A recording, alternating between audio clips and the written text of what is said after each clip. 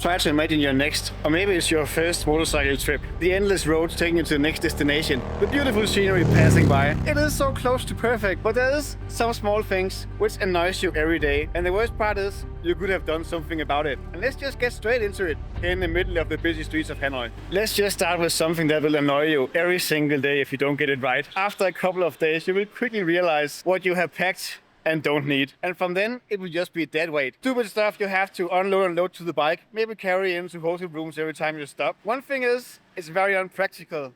The other thing is, your bike will be unnecessarily heavy, being harder to ride, and making the trip a lot less fun. I like to think about it as a backpacker.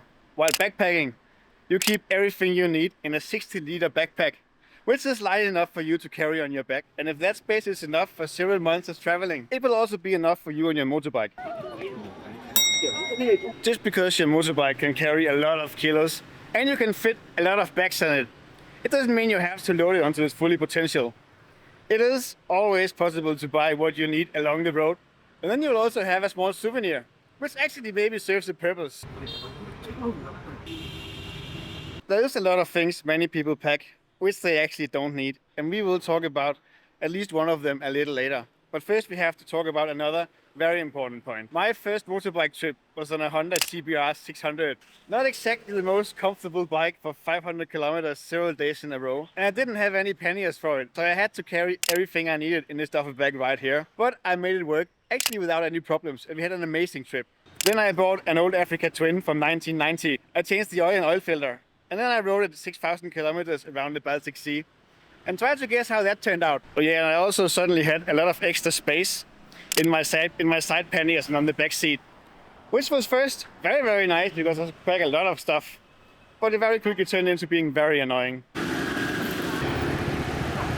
It is tempting to think that a long trip needs a new motorbike. Yes, it is more comfortable. Yes, it looks better. And yes, it might not fail on you. But it doesn't mean that what you have isn't good enough. If you have a bike and if you have what you need to take a Sunday afternoon ride, then chances are that the only thing you need to travel on your motorbike is a set of bags.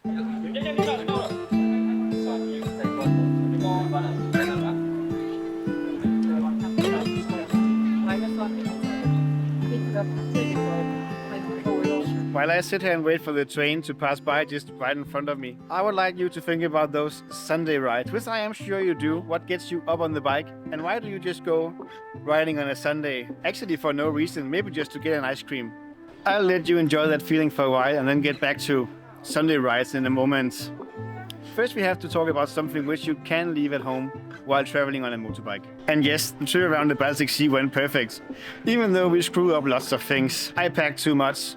My boots wasn't waterproof. I crashed into my riding body. My glove was too tight. I didn't pack what I needed for the cold weather in Finland, and the list goes on. But anyway, it was a perfect trip, even though it wasn't perfect. And I really often try to remind myself, everything doesn't have to be as perfect as it looks like on Instagram and on YouTube.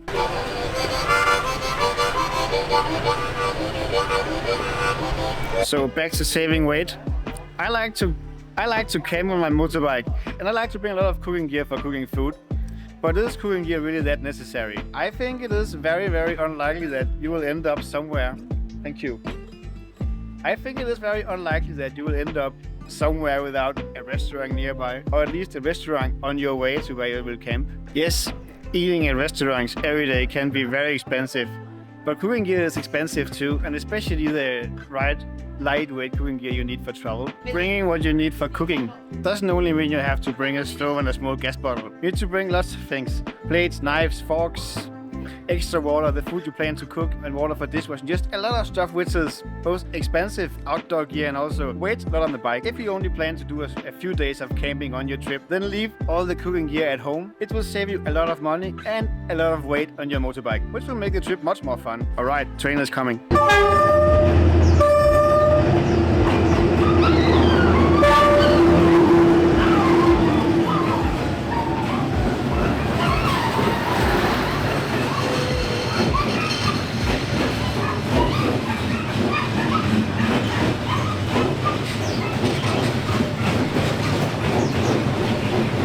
I remember the first couple of times I traveled on my motorbike. The purpose of the bike became something completely different than I wanted it to be. It was heavy and not fun to ride, and I very quickly became uncomfortable and quickly forgot the amazing feeling of a Sunday ride on the bike. If location is the only focus and you want to carry as much as possible, then maybe a car is a much better option for transportation. While traveling on a motorbike, you obviously spend a lot of time on the motorbike.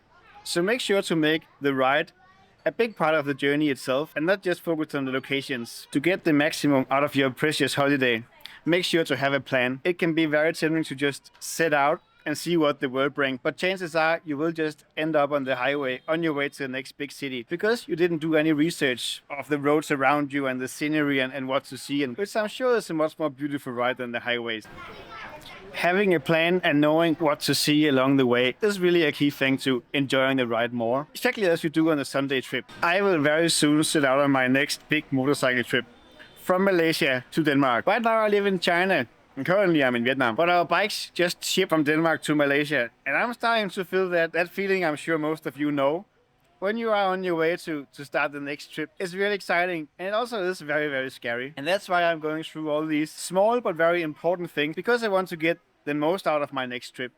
Before my first motorcycle trip, I have never done more than a couple of hours on the bike, and even on those shorter rides, I could feel how the body started to get fatigued, and it wasn't that comfortable after some hours. So when we set out, I was actually very curious about how long can we actually ride in a single day, especially on the Honda CBR 600. And I was actually very, very surprised. Even on the Hondas, we were able to put 500 kilometers down in a single day, which I think is impressive on such a bike. And what I'm trying to say is you can ride longer than you think. You get into some kind of state where the beautiful scenery just keeps you entertained, and the bike will just eat the kilometers in front of you. It is amazing, but no matter what you do, 1,000 kilometers in one day will be an endurance task, which you have to practice and where you have to do some extra things to stay comfortable and positive on the bike. I have done 1,000 kilometers a lot of times, and I have found ways to stay more positive and comfortable on the bike, which I will share with you in this video. See you there.